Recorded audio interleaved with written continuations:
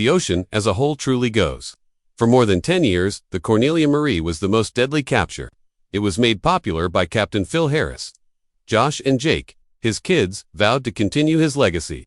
However, everything changed irrevocably. In August 2022, a terrible secret that Josh had kept for 24 years was exposed by a court document that had been buried and turned up online. Discovery promptly removed all evidence of the boat from their network due to the horrible nature of the murder. Almost instantly, streaming services deleted every episode. Josh's adolescent actions ruined everything his father had established. At Horton Boats in Bayou La Batre, Alabama, the Cornelia Marie was constructed in 1989. This one felt like the end of an era for that little shipbuilding community, which had been producing boats for decades. One of Elmo Horton's final large ships was the Cornelia Marie. It was 28 feet broad and 128 feet long. Built of hefty steel and having an 11.7-foot draft, it was prepared for the harsh Bering Sea. It had a significant advantage when racing to the crab grounds thanks to its twin 750 horsepower Cummins QSK-19M diesel engines, which could reach 14.5 knots. Long journeys without turning around were possible, thanks to the 28,500 gallons of fuel tanks and the 3,000 liters of fresh water. The boat immediately established itself as one of the most durable vessels available. Despite costing $2.5 million to build a fortune at the time, the wife of Ralph Collins, the man who commissioned it, gave it the name Cornelia Marie.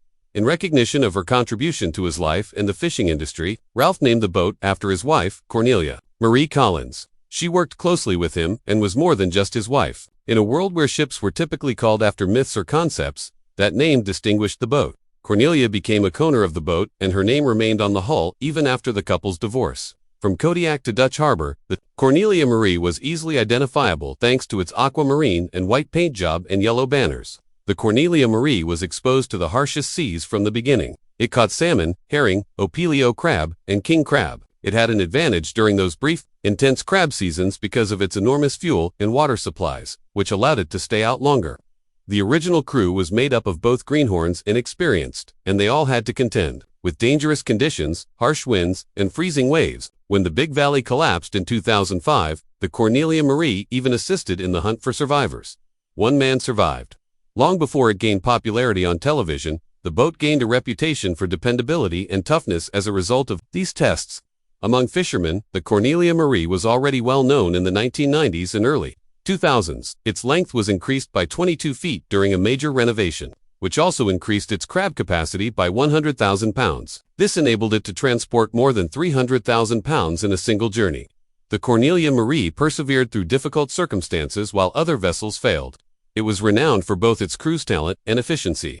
The boat's success was the result of perseverance, wise decisions, and ongoing improvements. Characteristics that eventually made it ideal for reality television.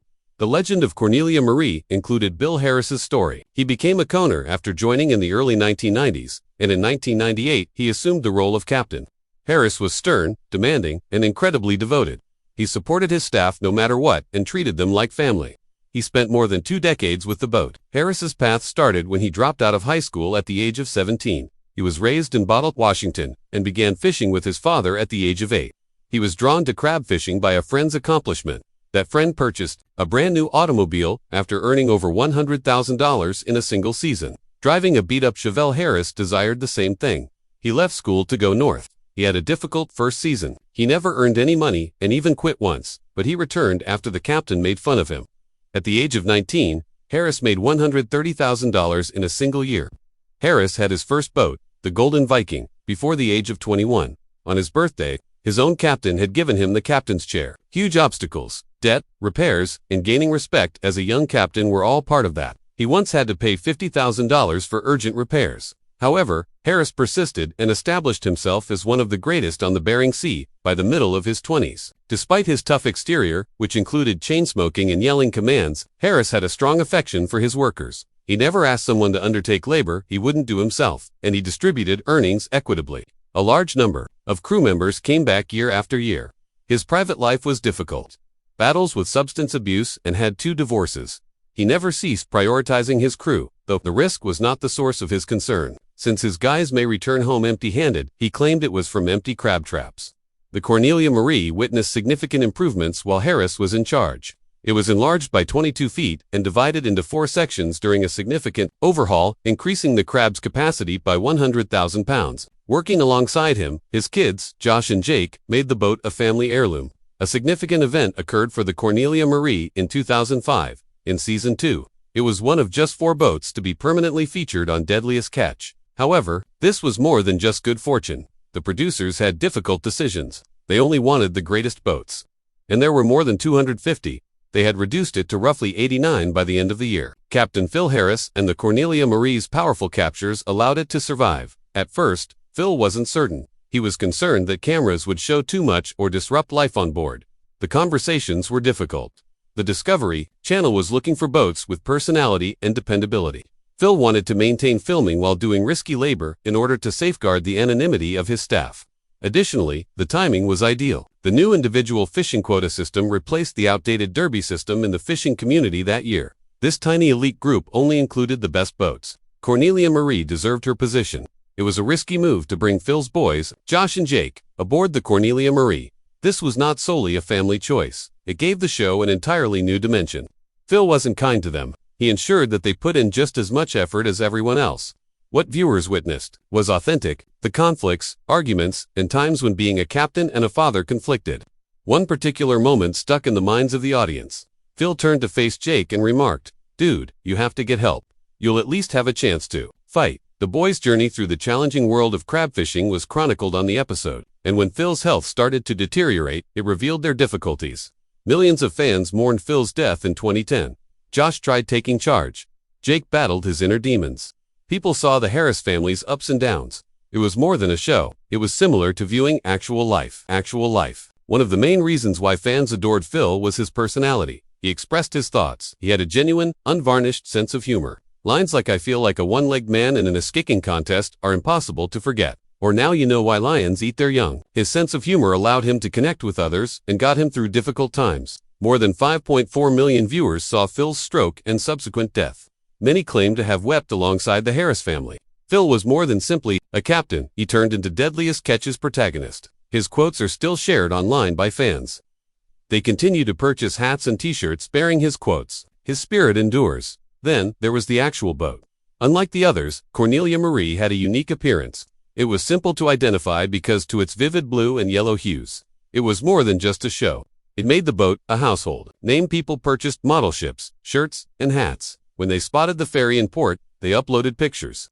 The Cornelia Marie's reputation endured even when it changed owners or took a vacation from the show. It became a representation of tradition and grit thanks to its daring paint job. The Cornelia Marie gained notoriety for its crab hauls as well. It has a reputation for bringing in large catches right away. Phil vigorously pushed the crew and boat. The Cornelia Marie was one of the best boats throughout the challenging 2005 season. To keep ahead of competitors and storms, Phil took chances. Additionally, the boat itself was helpful. It could transport about 300 tons of crab and measured 128 feet in length. Larger hallways and lengthier journeys were the results. Not only were the boat's record catches excellent for television, they demonstrated the crew's expertise and diligence. Both Phil Harris and his battle with addiction were bigger than life. He was more than simply the Cornelia Marie's stern, no-nonsense commander. Viewers witnessed him smoking a cigarette between each of his fingers, occasionally lighting one off the tip of another. Everything was captured by the cameras. His Red Bull cases, his coffee pots, and his chain smoking. His health was destroyed by this deadly combination. Phil refused to give up, even after suffering a pulmonary aneurysm at sea in 2008. Physicians pleaded with him. His team pleaded with him. His boys pleaded with him. However, Phil continued to smoke. Despite surviving catastrophic storms, the man was unable to overcome his addiction. It finally caught up to him in 2010. Phil experienced a major stroke at the age of 53. His passing seemed to be the depressing conclusion to a conflict he never really engaged in. Josh and Jake, his boys, bore the same hefty load. The Harris family suffered from addiction like a plague. Josh was given beer and cigarettes by Phil when he was just 10 years old. The harm began at a young age. Observing Jake's spiral was particularly agonizing. DUIs and arrests for heroin. It resulted in a fast-paced police pursuit and an 18-month prison sentence in 2024. Josh had his own struggles, but he made an effort to remain strong.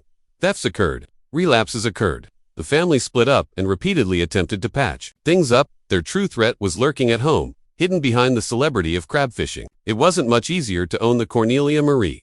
In 1989, the boat was constructed. It was quite expensive to keep running. Finding new partners to assist pay the expenses was necessary in 2015. merely to replace the engines with two 758 horsepower Cummins diesels, fuel, insurance, crew pay, and repairs. It went on and on.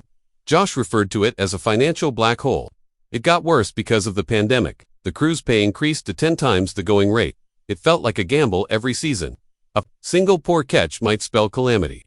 Taking greater chances, such as chasing golden king crab in deeper, more deadly seas, was the only way to survive.